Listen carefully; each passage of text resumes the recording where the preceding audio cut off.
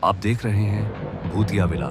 दोस्तों, अगर आप चैनल पर नए हैं तो चैनल को सब्सक्राइब जरूर कर लें और साथ ही वीडियो को लाइक करके नीचे कमेंट बॉक्स में अपनी राय जरूर दें ताकि हम आपके लिए ऐसी ही भूतिया घटना और ला सके।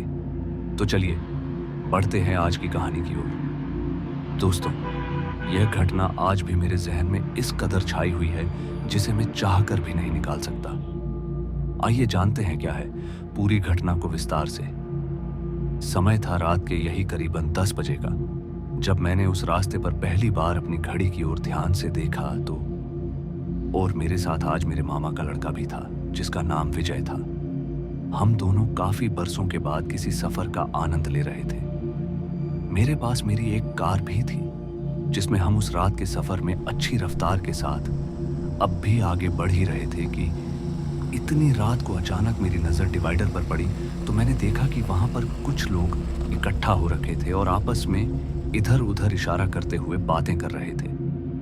और उन्हें इतनी रात को ऐसे देखकर मुझे भी एहसास हुआ कि हो ना हो यहाँ कुछ तो गड़बड़ चल रही है। आखिर बात क्या है, यह जानने के लिए मैं जब अपनी गाड़ी से नीचे उतरा तो वहां बहुत सारा खून फैला हुआ था, जिसे देखकर यह अंदाजा लगाना आसान था कि इस नेशनल हाईवे पर कोई बड़ा एक्सीडेंट हुआ है। और जब मैंने इस चीज की तलाश की तो मैंने देखा कि एक आदमी जिसके सर के बुरी तरह से 2 टुकड़े हो चुके थे, यानी कि सर तरबूज की तरफ फटा हुआ था। इस भयानक नजारे को देखने के बाद मेरे नस नस में डर और खौफ बह रहा था।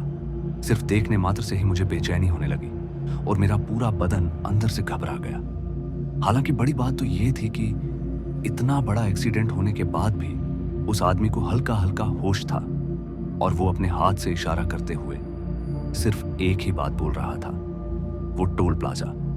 और उसके बाद उसकी आंखें बंद हो गई। मैं सिर्फ उसकी एक ही बात को सुन पाया और वो थी टोल प्लाजा वाली बात। और उसी दौरान एम्बुलेंस अच्छी खासी स्पीड में उस आदमी को लेकर वहां से निकल गई और कुछ देर के बाद वहां पर मौजूद सारे लोग अपने अपने घर की तरफ रवाना होने लगे। मैं और विजय अब काफी देर तक रुके रहे थे, इसलिए हमें भी बेचैनी होने लगी थी। उसके बाद में और विजय वहां से निकल गए, मगर बार बार उस आदमी का चेहरा मेरी आंखों के सामने घूमने लगा जो मुझे डरावना और भयानक लग रहा था। उसका वह शरीर को पूरा कंपकपा देने वाला दृश्य देखकर मेरा बदन एकदम से कांप उठा और उस वक्त मुझे काफी आराम की जरूरत थी। हालांकि थोड़ा और आगे जाते ही हमें एक छोटा सा टावर दिखा और उस टावर के पास नजर दौड़ाई तो दिखा कि कुछ लोग पहले से वहां पर बैठे हैं। और वहां देखने के लिए जब मैं वहां पर पहुंचा तो मेरा पूरा का पूरा बदन फिर से कांप गया। दरअसल यहां पर भी एक भयानक एक्सीडेंट हुआ था और इस बार का नजारा उससे भी ज्यादा भयानक था। लेकिन अब मैं अपनी कार से उतरने तक को तैयार नहीं था और मैंने तय कर लिया था कि मैं तब तक गाड़ी से नहीं उतरूंगा जब तक की जरूरत नहीं होगी।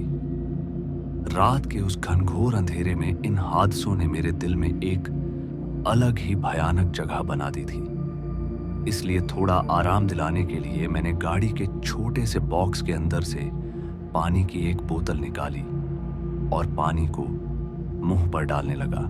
और इस समय मेरे मामा का लड़का मतलब विजय बाहर टहल रहा था तो मैं अपनी आंखें बंद करके रेस्ट करने की कोशिश में था, मगर इतने में ही कुछ अजीब सा गंदा गंदा मेरे कपड़ों पर टपकने लगा।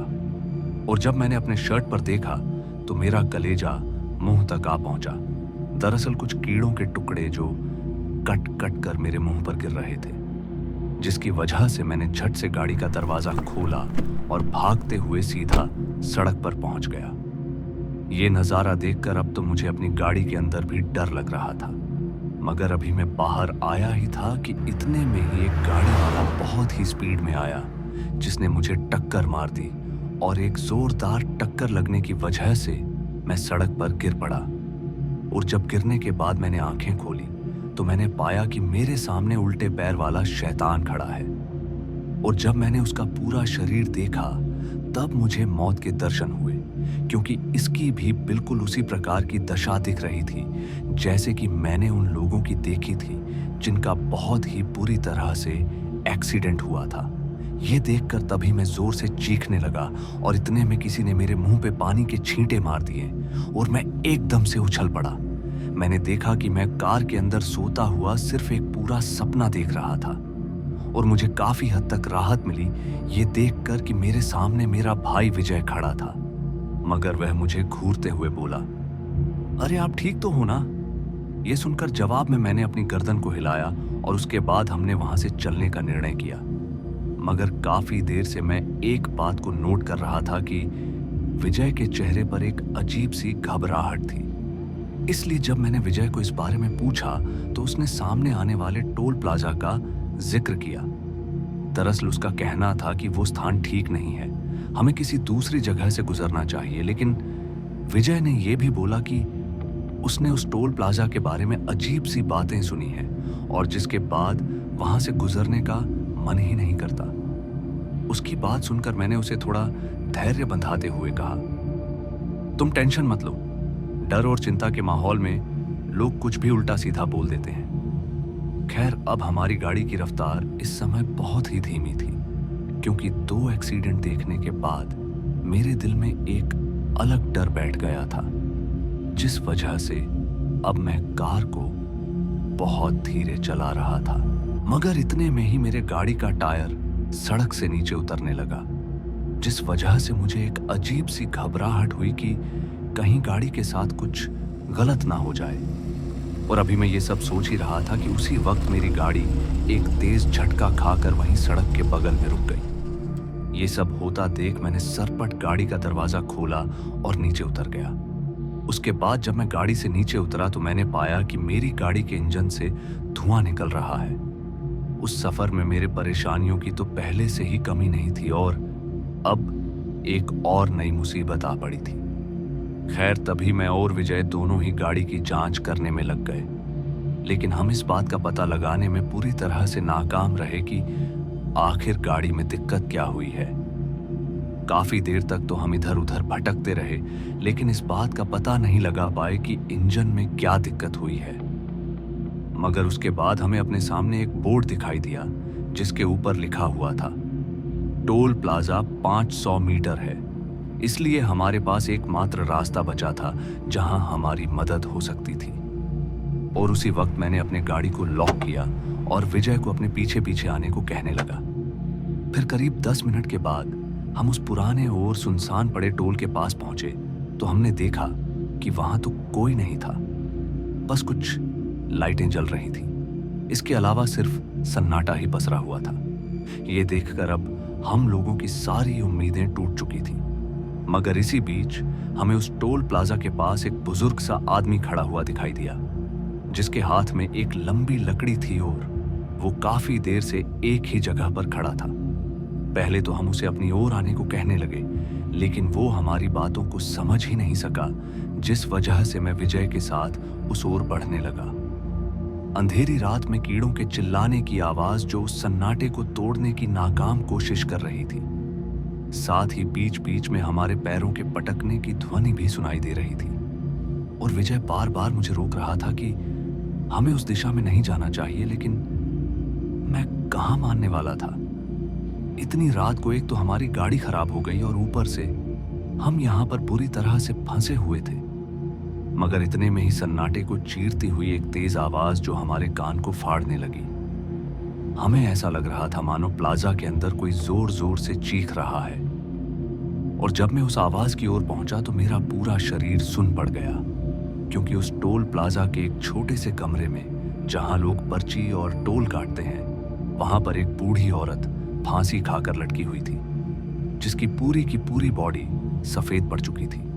मगर हद तो उस वक्त हो गई जब उसने अपनी आंखें खोली और मुझे घूरने लगी। ये नजारा देख मेरा पूरा का पूरा बदन पसीने छोड़ रहा था, लेकिन मैं अभी भी उसके सामने खड़ा रहा। पता नहीं क्यों, लेकिन मेरी पूरी बॉडी बर्फ की तरह जमने लगी थी। मगर इतने में ही विजय भी मेरे पास पहुंचा। लेकिन जब विजय मेरे पास पहुंचा तो मैंने देखा कि सामने वो डरावना दिखाई देने वाला दृश्य गायब हो चुका था।